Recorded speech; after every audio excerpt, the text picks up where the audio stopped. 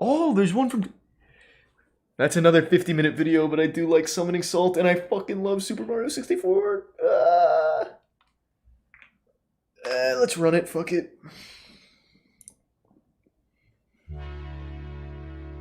This is what introduced me to Twitch, watching Siglimic run this game.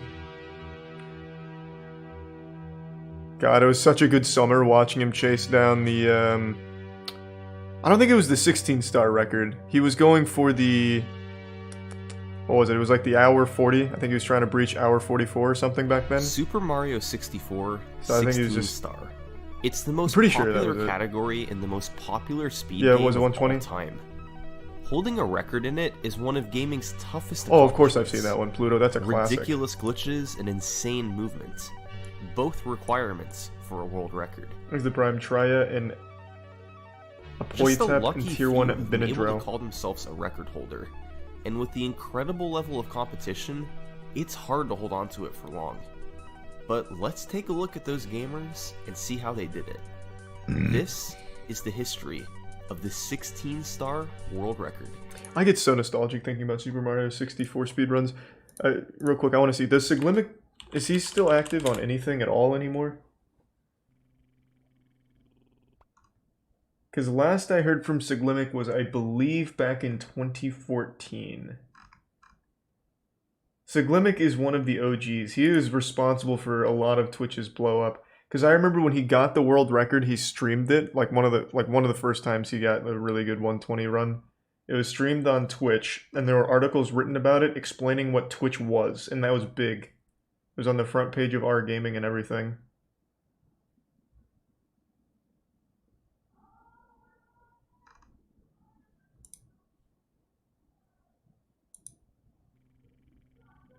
I can't find anything there.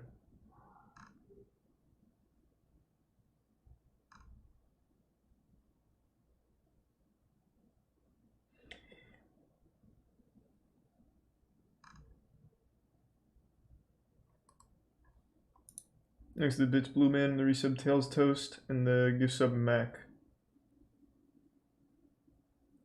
Sounds like a scam. I don't think I'm gonna be going there, Pi. Oh, nice, Blue Man. No, I'm pretty sure chat's just memeing. They say that same thing. Like, if I ask what's Joe Rogan doing, they're just gonna say he died. Or that he has, like, wacky nipples. I don't see anything about Siglimic passing away. I really can't find anything about Siglimic, though. No one's even, like, talking about him.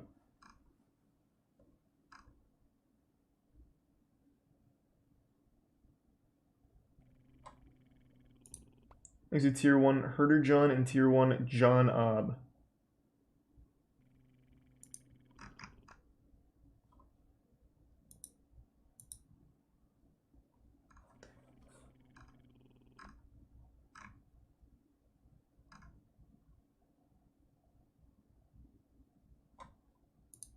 Next to the resub Revan.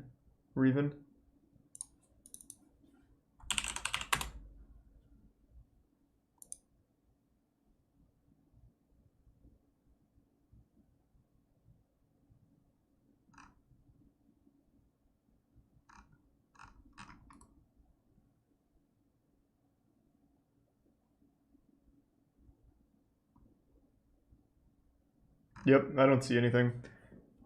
He just vanished from the internet. That's a shame. Well, I mean, unless he just didn't want to do anything on it, then good for him. Hope he's happier now.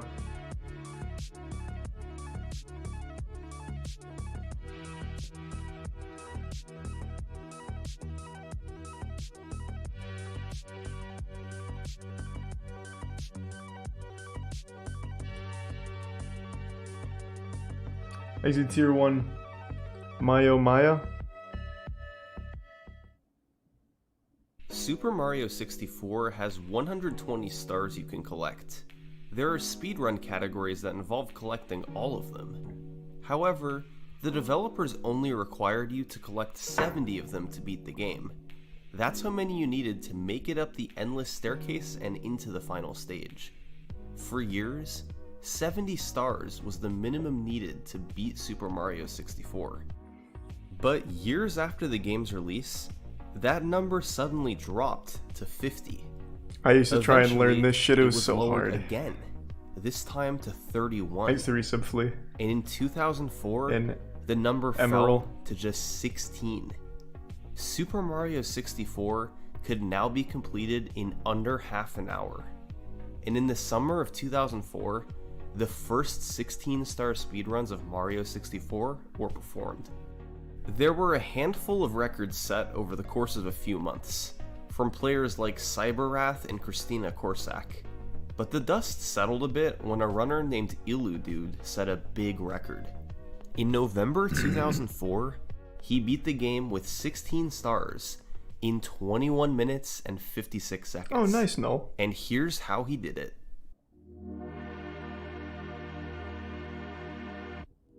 The first goal in That a sounds fun as 16-star fuck, Pluto. speedrun is to collect 8 stars, which unlocks the first Bowser level, Bowser in the Dark World. He Was got this the first Was this filmed in 2004? With this star quality? by going This looks better than most YouTube videos from 2010. What the fuck was this guy using? Like a Black Magic 4K back then, just aiming it at the TV? Shit looks incredible. This is crisp. They didn't even have capture cards in 2004. I believe the first capture card was a Dazzle, which I had in 2006. into Bob-omb Battlefield and ground pounding the Chain Chomp's pole 3 times, unlocking the star. One of the fastest ways to move in Super Mario 64 is the long jump, so thank you, Illudude the big 10 chained gift these subs, together Taco. over and Thank you for over that. whenever he could.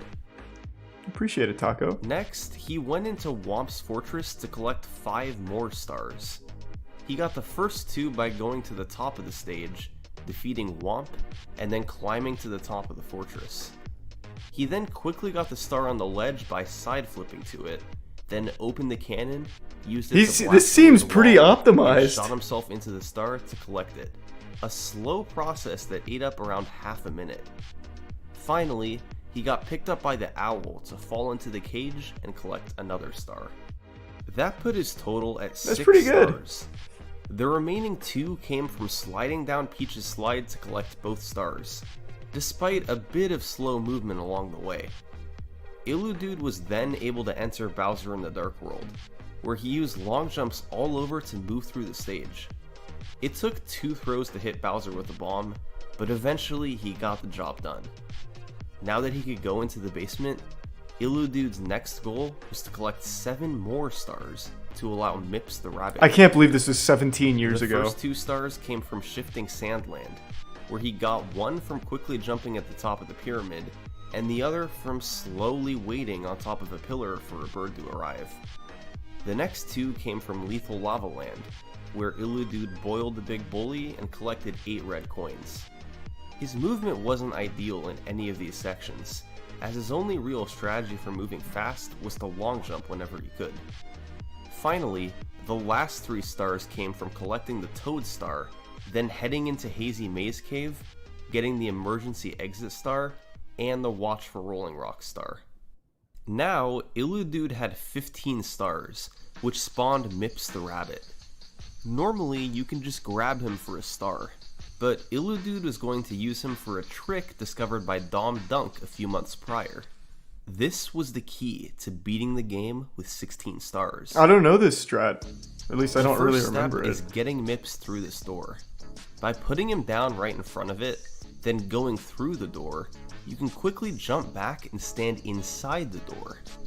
From there, you can pick up Mips, turn around, and place him on the other side. Then, you want to take Mips to this door, which you normally need 30 stars to pass through. By placing him in front of it, you can jump between Mips and the door to get pushed through it, skipping the 30-star requirement. The Mips clips could be difficult to perform, but if done properly, they would save many minutes off a Super Mario 64 speedrun. After this, Illudude went into Dire Dire Docks, collected the submarine star to unlock Bowser in the Fire Sea, and went through it as fast as he could. Once again, it took him 2 throws to defeat Bowser, but he now had the second key. It was time to head upstairs, where he was about to perform probably the most iconic trick in Super Mario 64 speedrunning: the backwards long jump. Whoa! Wait, even in 2004 they had trick was BLJ? popularized in a November 2000 edition What? of Nintendo Power magazine, but it's quite likely Nintendo knew about it as early as 1997. Since that year, they released an updated version of Super Mario 64 in Japan that made the trick impossible. When you do a long jump but hold the stick backwards, the game gives Mario a slight boost of speed. It normally snaps back to normal quickly after, but if you land fast enough, like on stairs, it's preserved so you can do another backwards long jump. By jumping over and over, it's possible to catch Mario in a loop where his speed continuously builds up. He can keep going faster and faster. If your speed builds fast enough, it's possible to be on one side of wall on one frame and the other side on the next. And that means if you mash correctly, you can backwards long jump and fly through doors. Hey, 3 sub Lucky Squid.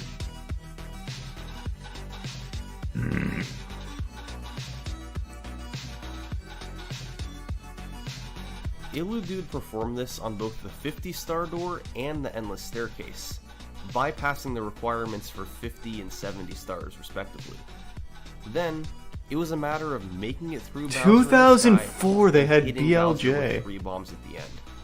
It took him 6 throws, but it was enough to finish with a time of 21:56, world record by a significant margin. This run was pretty good for 2004, given how new the Mips Clips and BLJs were.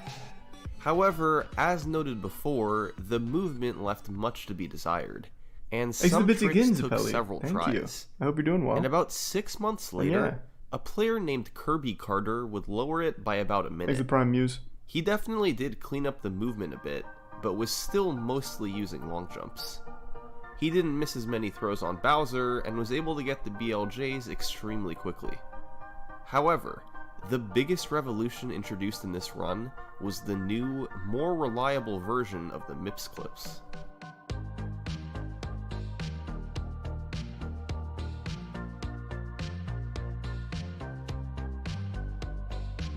For the first one, by dropping Mips on the seam between the door and the wall, Mario gets pushed forward and becomes stuck inside the door. The rest of the trick can be completed as before. For the second clip, it's the same process as the first clip, but instead of getting stuck in the door, Mario gets pushed through all the way to the other side. These clips were both faster and more consistent than before, becoming the clear methods to use. Thank you for the raid, Pat. Going into mid-2005, Kirby Carter's Hope you had a great stream. Welcome. A solid record with video. Getting a little history lesson here. 2005 wasn't always a given. Thanks to the record timeline was pretty straightforward at this point, and it followed a pattern seen by most early speedruns from the mid-2000s. Early runs recorded on VHS with primitive strategies, followed by improvements in big chunks over the following years. It is fucking crazy how smart they were back in 2004. The 16-star history takes a bit of a fucking geniuses. Ooh, thank you for the anonymous 5 gift subs. For the next several years, gift sub Xbox. There would be 2 major caveats. Really hope you had a great stream, Pat. First, cheated or faked runs would be illegitimately on top of the leaderboard for more than 80% of the next decade. For most games, cheated runs do occasionally happen, but rarely does it affect the record timeline as substantially as it did for 16. It's not like they were different humans. Yeah, they're fucking Neanderthals. The fastest runs from legitimate players will be included. Imagine in this video being instead. like and 2004 second, an most adult. Runs had video proof when performed, records before 2013 have very little video surviving today, and some of the surviving stuff is very low quality. Ooh. Yeah, see, look at this. This is what I'm saying. Like, the quality from their 2004 recordings is so much better than, like, 2009 YouTube videos. VHS, man. Like, the little VHS recorders were nutty for their time. Thanks to the Tier 1 Xbox and the gift sub Jacksapelli. Yeah, that's also how Angry Video Game Nerd did it too, right? Wasn't it VHS recorder? Like, he would just record with a VHS tape? I was 10 in 2004, so I wasn't an adult yet, but I was old enough to process these kind of advanced maneuvers. Is very low quality. Many runs were live streamed at the time, but the videos weren't saved. There were also many emulator records at this time, Exhibits but Xbox since they and the Prime, reduce lag bits and Brie. aren't kept on the same leaderboard as console runs, they won't be included in this video. It's a bit tricky to analyze runs from this period, but we'll work with what we can. After Kirby Carter's 2046, a player named Speedrunner103 would rapidly lower the record down to 1908 over the course of 2005. He posted his times on the Speed Demos Archive forum, Is it but tier 1 greasy videos guess? for these runs seem to have never made it online. Oh. So, despite lowering the record by a minute and a half, there's not much to analyze. Then, by 2009, the record scene moved to Japan.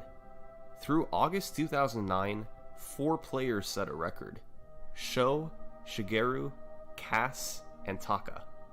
Most of these runs don't have surviving video, and the ones that do were live streamed with 2009 levels of quality. What the fuck? So instead, That's what my old Justin December TV streams 2009, looked like. when we finally get a run with a clean video. Unironically, that's what my old Justin TV streams looked like. That was the norm back then. Like, looking back at it now, I can't even tell what was going on. Let me see. Because I used to stream on Justin TV back then. This is what it looked like. This was the frame rate. This was everything. And this was the fucking norm. Thanks for the 3 gift subs, Xbox. Again, thank you, man. And thanks for tier 1 bag of bananas. Fucking crazy. From Taka. Remember, Kirby Carter had gotten a 20-minute run in 2005, and there were allegedly 19-minute runs later that year. What did Taka get in 2009? How about a run clocking in at 17 minutes, 18 seconds? Wow. To put it bluntly, Awfully this stinky. record was on another level.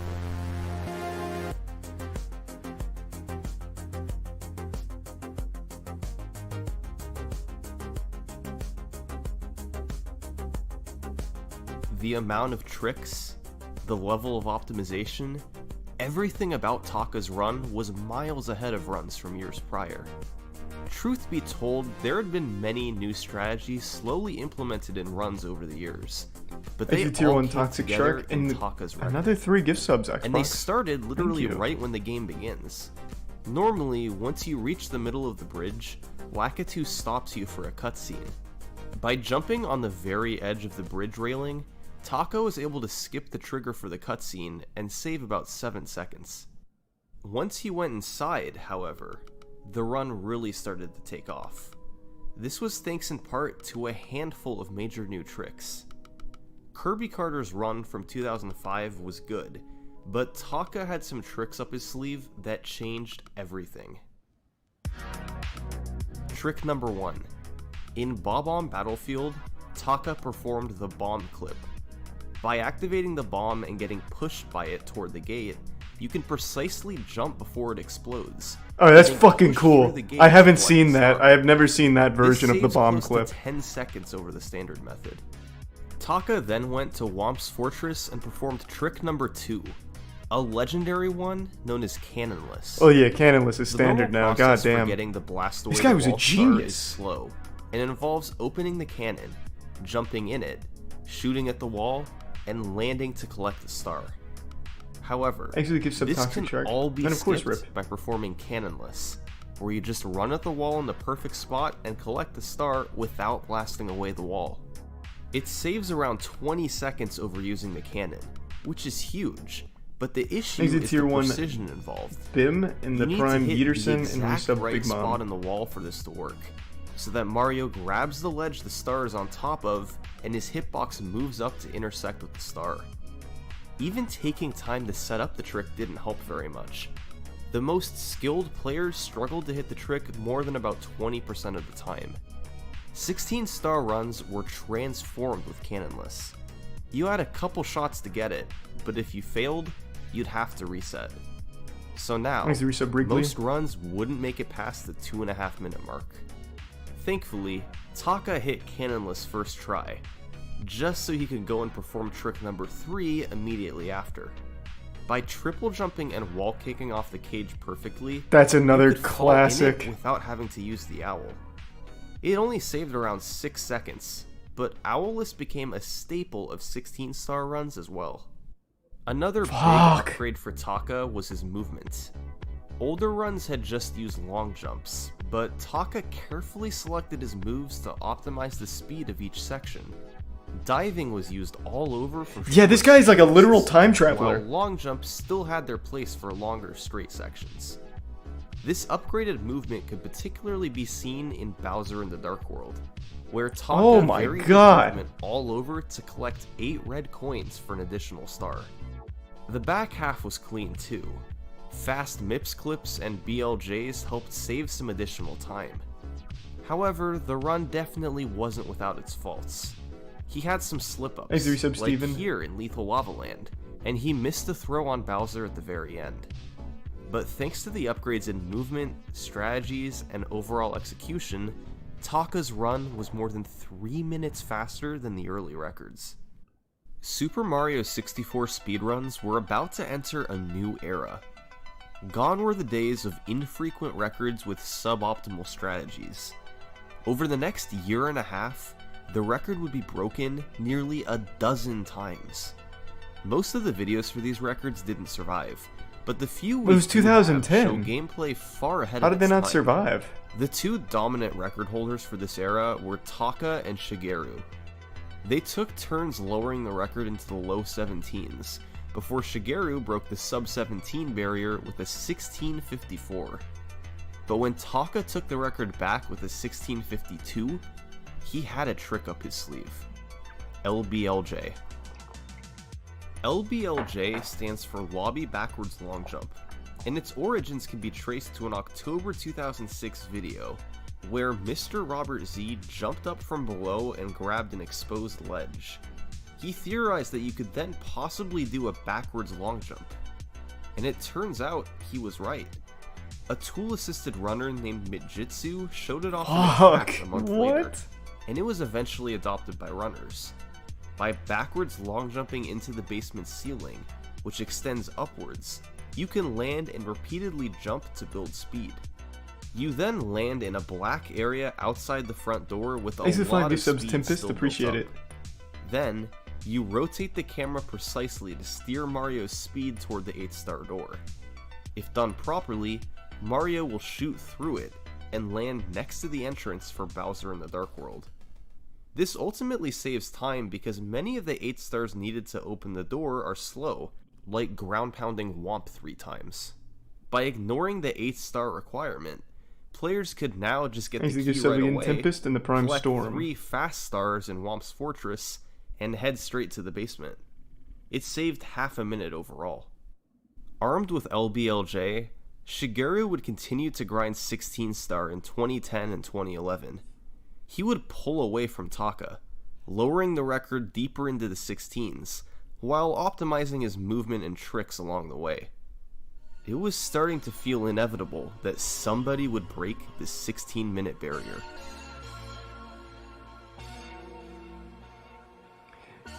I don't recall, did Siglimic ever run 16-star? Or was he strictly 120? But as it turns out, the first person to get a sub-16 wouldn't be Shigeru. It wouldn't be Taka either. In fact, it wasn't anyone who had set a 16-star record before. In August 2011, someone else broke through with a 1554. That sounds like Siglimic. And his name was Matt Turk. Oh. Actually give Subtoxic and the bits again Xbox. Nah, I'm just kidding. It was Akira. Akira's run was a culmination of strategies that had been slowly developed over the years. It started with LBLJ. He got it very cleanly, quickly rotating the camera to drop Mario in Bowser in the Dark World. After collecting 8 red coins in the key, he got Cannonless first try, Owlless, and the side flip star, making all 3 of these stars seem effortless. In Lethal Lava Land, he boiled the big bully, got a couple stars in the volcano, got the log rolling star via a precise triple jump wall kick, and got 8 red coins. These 5 stars were all relatively quick, the longest one taking only about 20 seconds. He then went into Shifting Sandland, got the star in the top of the pyramid, then Easy bounced tier 1 off a August. snippet to get the bird star. Give sub early. right. In Hazy Maze Cave, he triple jumped to get into the dinosaur room quickly, then grabbed the emergency exit and rolling rock stars. The Mips clips were about perfect, and in Dire Docks, Akira went for the risky front sub to save a couple seconds. He tore through Bowser in the Fire Sea, barely making a fast cycle. Both the backwards long jumps were instantaneous, and he nailed every Bowser throw to wrap up a sub 16 minute run. This seemed like it would be the last minute barrier ever broken in 16 star. There simply wasn't enough time to save to take it past 15 minutes. That being said, there was still some room to take it lower. Yeah, get rid of fucking Mips, you idiots. Fucking cavemen About 6 still using months Mip later, clips. Batora would grab the record for the first time with a 15:52, losing a bit of time to bad movement early, but saving time at the end with a cleaner Bowser in the sky. Not to be outdone, Akira would beat him by a full 8 seconds in April 2013, Exit tier 1 thanks to a Jiggly. fast LBLJ at the start and tearing through the other BLJs. This 1544 would then stand on top of the leaderboard for the next 2 years. Whoa! That's an incredibly long time for a category as competitive as 16 star. There were a few reasons this happened, but one really big reason is a trick about 3 minutes into the run. I'm talking, of course, about Cannonless. It was a Makes you pretty sub big sloth. blow when 2/3 of your runs would die to the same trick right at the start. There wasn't a way around it. You either got Cannonless, or you reset. For years, Cannonless had been ending record runs before they could really begin. And it helped lead to stretches like this, where no world records were set for many months. If someone could just figure out a way to set it up consistently, Yeah, was it Sock to Folder? grab the star every time, Sock Folder it came would up with the open setup, right? so many new doors in 16 star. And in October 2014, that's exactly what Sock Folder did. Thought so. Sock Folder is a speedrunning legend. He's found revolutionary setups for tricks in Ocarina of Time, Luigi's Mansion, even the original Super Mario Bros. Once he sets his It was mind to figuring T-Pain. something out, he's Yeah. usually able to do so. This time, it was a way to solve Cannonless. On October 8th, 2014, he came out with this complicated setup. You would grab the ledge, pull yourself up, punch twice, reset the camera, walk straight down, adjust the camera, pull yourself up, backflip, punch, walk straight down again, reset the camera again, then pull yourself up and walk down. If all this was done properly, you would grab the star every single time. The obvious problem with this was how slow it was. Even if done Exit quickly, Prime the Jaw. setup cost 10 seconds over normal Cannonless. That's a significant amount of time in a run like 16 star. But luckily, later the same day, runners Def Tech and Gothic Logic would find an improvement. You didn't actually have to do the first part of the setup. You could skip straight to jumping on the ledge next to the plank, then perform the setup from there. This meant you'd only lose 6 seconds instead of 10, which was a bit more reasonable, and the whole process still lined you up perfectly to grab the ledge and collect the star. It's no exaggeration to say that Cannonless setup was one of the biggest finds in speedrunning history. Those 2/3 of runs that died at Cannonless were now gone. It now had a near 100% success rate. This gave the record so much more potential, since without having to reset as much early, players could focus on optimizing the rest of the run. So, throughout 2015, a handful of runners were gunning for the record. And what resulted was a mad dash to push the record down as much as possible.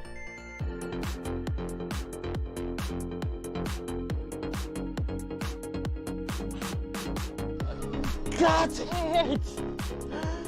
Ah, yatta!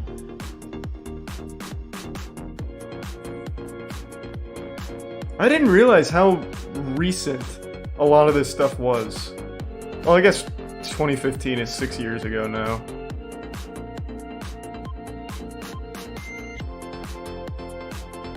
Send an email to the support oatmeal. Most people have gotten everything, like, a lot of people have been getting it today and yesterday.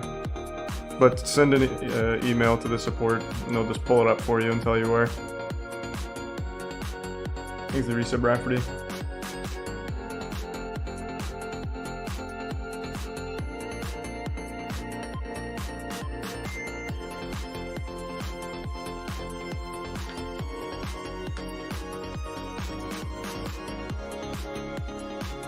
Maybe Tier 1 Circus.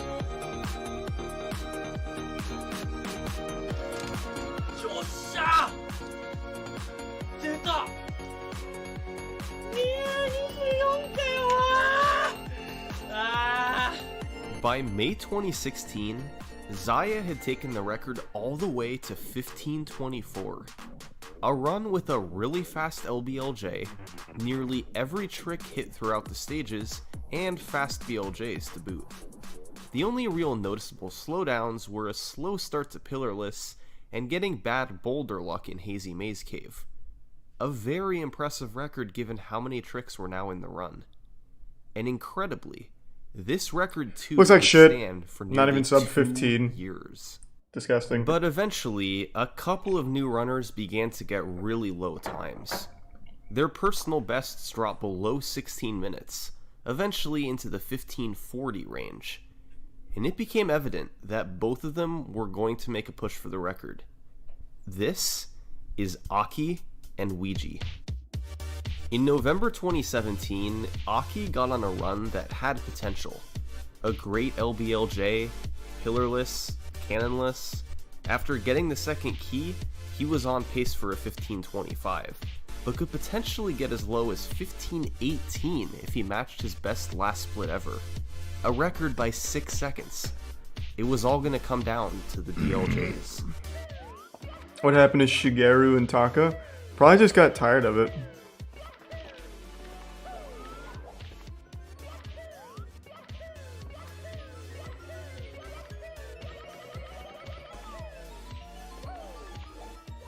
They were decent, but not good enough for a record. Aki would finish with a 1528, 4 seconds behind Zaya. But a few months later, he'd have another shot at it. 4 seconds ahead of his last run, he once again needed good BLJs. And he fucked it again.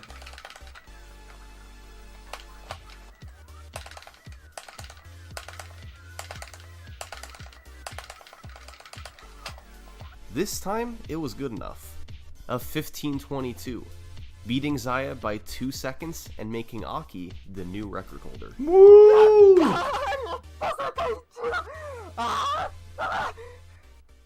But a few days later, it was Ouija's turn. This was 2018?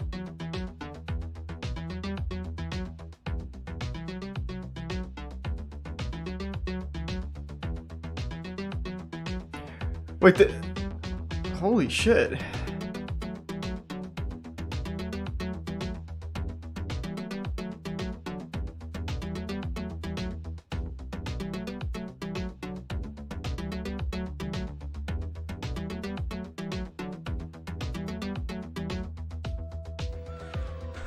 I did it! I did it! It's over! I did it, man. He did it! I did it!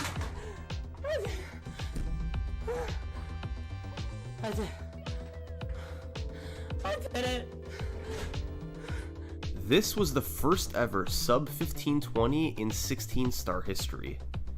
One new trick he and Aki were using was in Womp's Fortress, where he used a new setup for Cannonless called Texture Setup that had been theorized years prior by Snowman.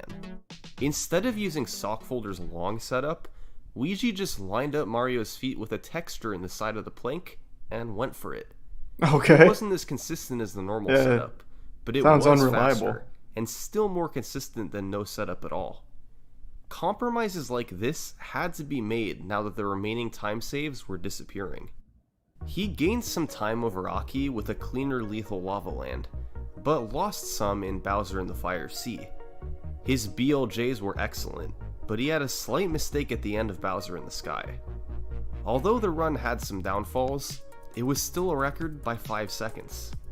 Not to be outdone, Aki would fire back 6 months later with a 15-16. He messed up the triple jump in Hazy Maze Cave, and his Fire Sea had a slow ending. He made up the time over Ouija, however, with a faster Mips grab while standing, and cleaning up his mistake in Bowser in the Sky. He also threw Bowser a bit faster each time, saving a fraction of a second per throw. Nice. At this point, when the record was lowered, Jesus. it was typically only by a second or maybe a few seconds at most. When records get as precise as 16 star, where players have done tens of thousands of runs each, taking time off in big chunks was pretty much out of the question. But incredibly, just 3 weeks after his 15-16, Aki was in position to do just that. With a 40-second run.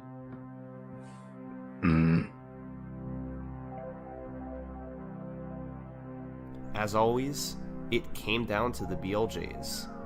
No pressure. And he fucking blew a dick on it again, huh?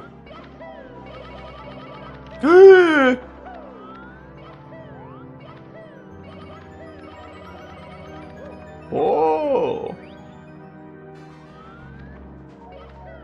This was it. An unbelievable chance to make history.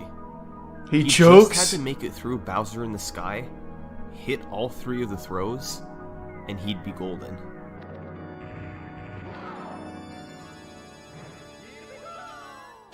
Ah! Ah!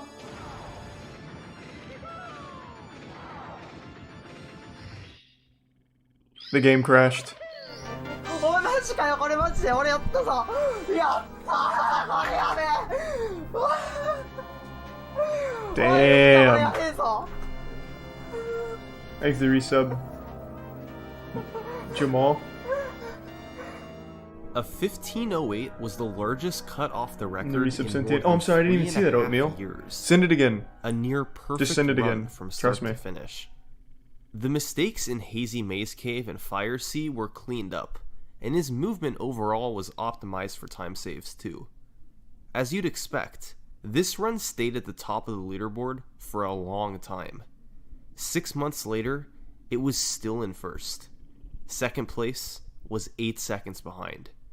Nobody was getting close to it. Thanks to Prime. To have a realistic chance Juke at beating this, in Gucci. you'd need new strats. The old ones had just about completely been optimized. As good as Aki was, it would help to change his approach if he wanted to take the record under 1508. So, as 2019 came around, he looked into what else he could do to save time.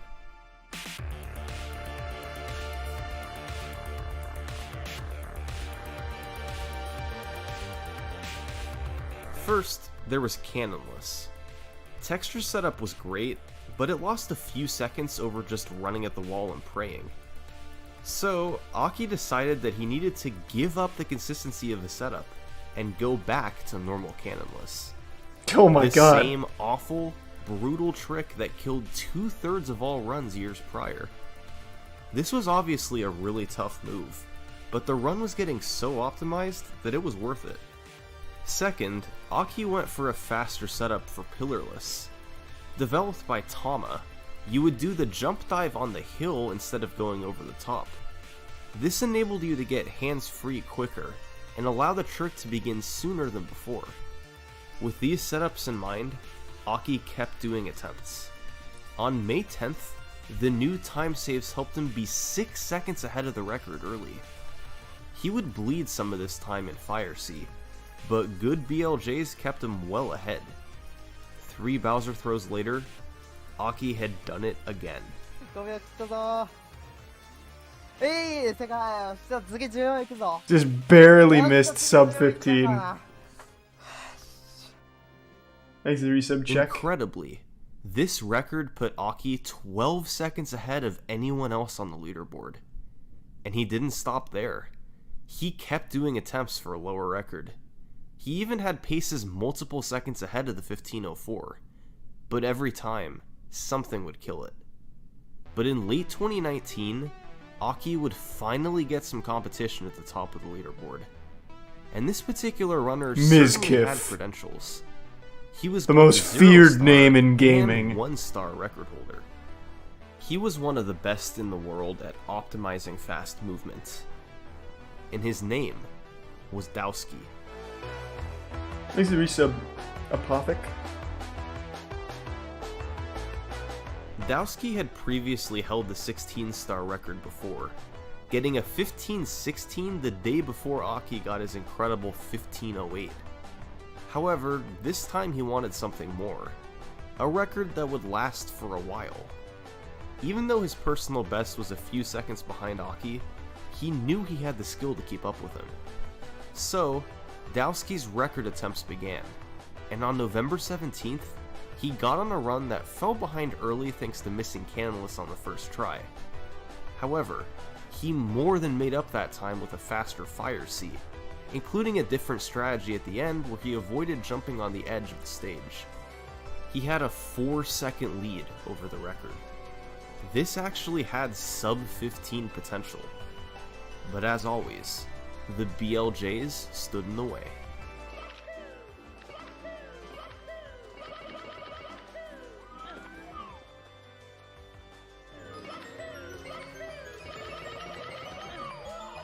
Whoa! They weren't great, but his best possible time was still 1 second ahead of the record. If he could tear through the stage, he'd have a chance.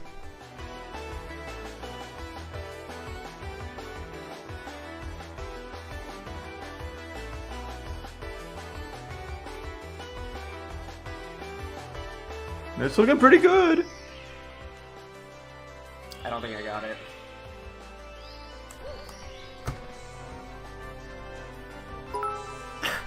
What?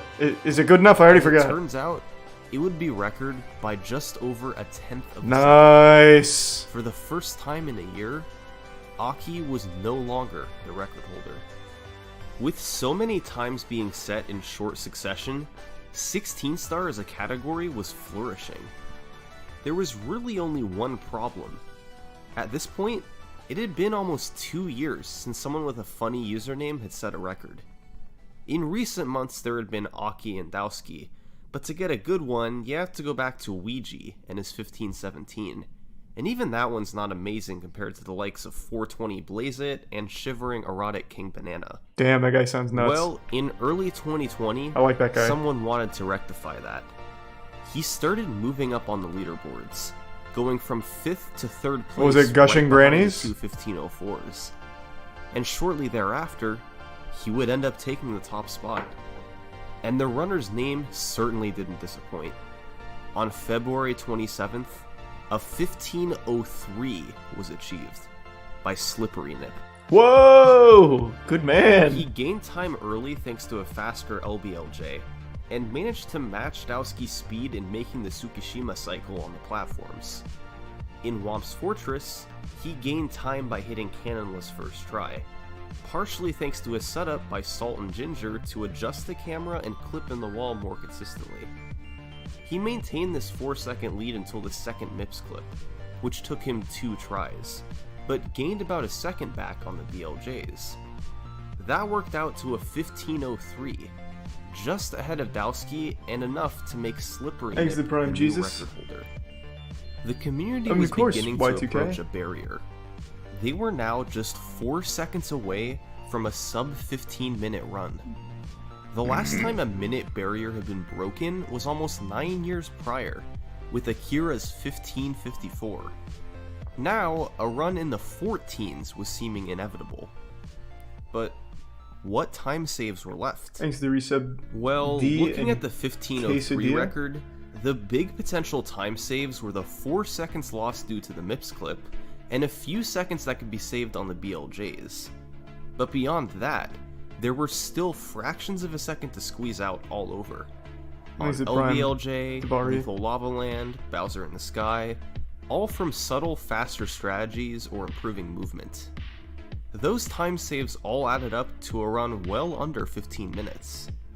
But someone still had to take it there. And one player who would make a big push was Aki. After getting a 15:03 of his own, Aki would get a very promising run going on May 1st, 2020. It was about even going into the Mips Clips, where he messed up the first one instead of the second one. Still, a strong Fire C and BLJs kept him just ahead going into Bowser in the Sky. And there, he was able to make a faster elevator cycle called Monamo Cycle by making his movement as tight as possible, including an incredible triple jump dive onto the platform. 3 throws later, Aki was so close to a sub 15. Oh, that's heartbreaking. And he almost had a heart attack. 175 BPM. Jesus. One more second to go. Aki pushed onward over the coming days and weeks, getting great runs on pace that eventually died to something. The biggest culprit, of course, the prime operator, were the BLJs. Getting Mario to catch on the stairs seemed almost random at times. If you didn't get him to catch within a few jumps, it was run over, and even making it through would usually result in losing time. Makes you some plump and But dumpy. Aki knew sub 15 was within reach. He just needed one good run past the BLJs. And on May 10th, 2020, Aki had this run. Oh, it God. was about as close to a perfect run as you could get. Chances like this don't come along very often. Now, more than ever, the BLJs needed to happen. And Nintendo patched it out during the run just to fuck him. He just needed something decent.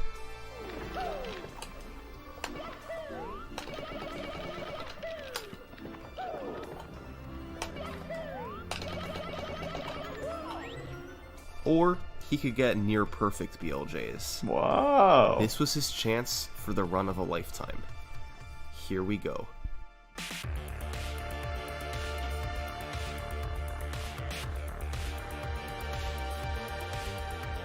Oh, even got the optimal cycle. Oh, that was scary. I bet his sphincter loosened up there real rough.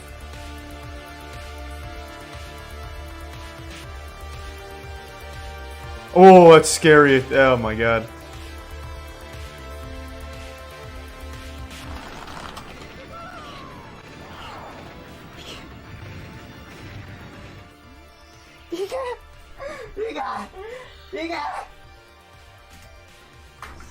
Just barely.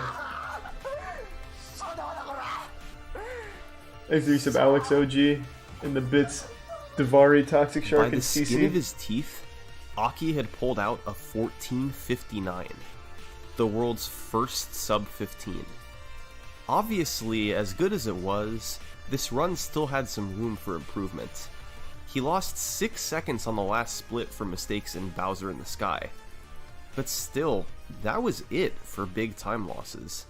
It was an incredible run up until then, and it was daunting to try and beat. For the next several months, there was little action at the top of the leaderboard. The top 3 stayed in the same spots, and 2021 came around with just Aki in the elusive sub 15 club. See this guy down here? This is Kano, and he was 6th place in the world tier 1 with a Angelic, 15-17. and the resub Squeezy and Ozina. He was considered an elite runner of the game, Hope you feel better soon, but Squeezy. generally not considered a world record contender. 18 seconds was a lot of difference for a short category like 16 star, and there were several people between him and the top spot. Well, in February 2021, Kano started up a stream on Twitch, and he decided that he wasn't going to end this stream until he set a 16-star world record. What? He wasn't going to be playing all the time. He'd still live his life and sleep on a normal schedule, but his stream would stay live the entire time. He knew he'd have to do some work given how far he was from the record, but Kano didn't care. He wanted to be the record holder. So, he got to work. Life went on, and Kano kept streaming 16 star.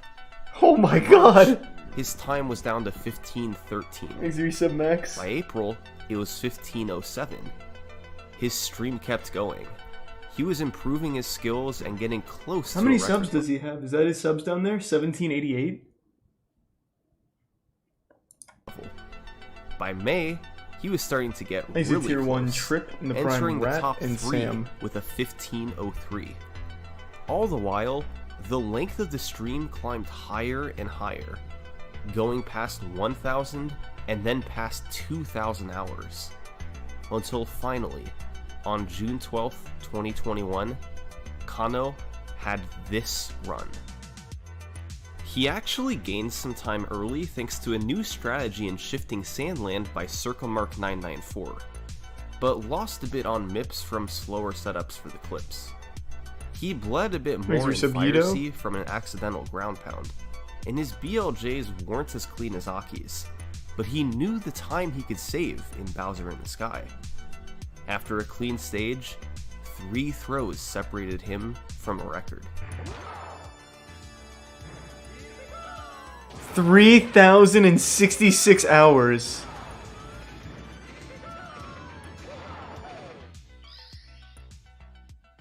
And he just missed it? Or did he get it? They're not showing, he just missed it. Nope, by his reaction he got it. Yes!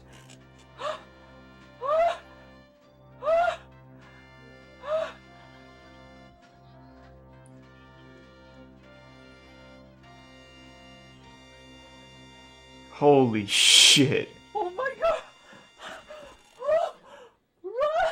More than 3,000 hours of Oh streaming my god. finally put behind him. Kano went from 6th to 1st, a 15:17 to a 14:58. An unbelievable push that paid off in the end. And Kano could finally hit the end stream button. But decided As the not summer to. of 2021 went on, a few people were going for a sub 14:50. I know, apparently he's live One of right the most now. Is it notable still the players same was stream? Ouija. He had set a record 3 years prior with a 15:17, but hadn't been able to Is he replicate tier it. 1 Picasso's nut? Still, he was considered a top runner. For years, he would continue lowering his personal best, staying within seconds of the record at all times. However, he never was able to take that top spot again, despite coming close on several occasions. At least until July 4th, 2021.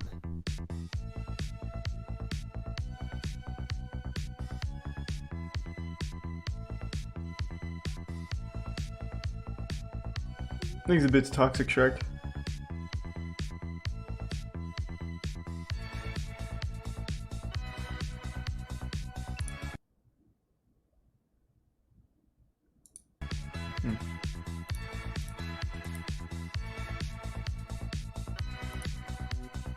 After 39 months, thousands of attempts, and numerous personal bests in the top 5, Ouija had finally done it again. He had beaten all the rest, and had taken back the world record. I didn't get it. Oh my fucking god. No, I didn't get it. Oh my god! Oh no fucking When way. Ouija stopped to scroll through the text boxes, Mario was facing away from the star.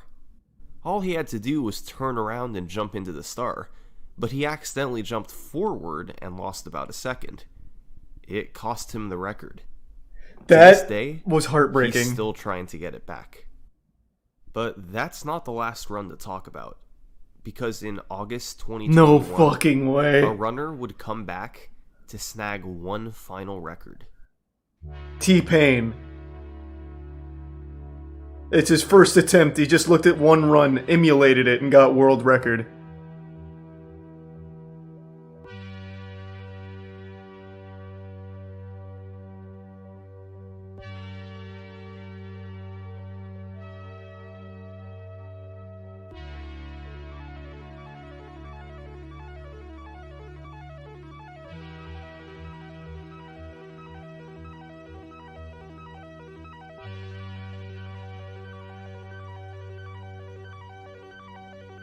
Thanks to resub Big Rod and Calmadare.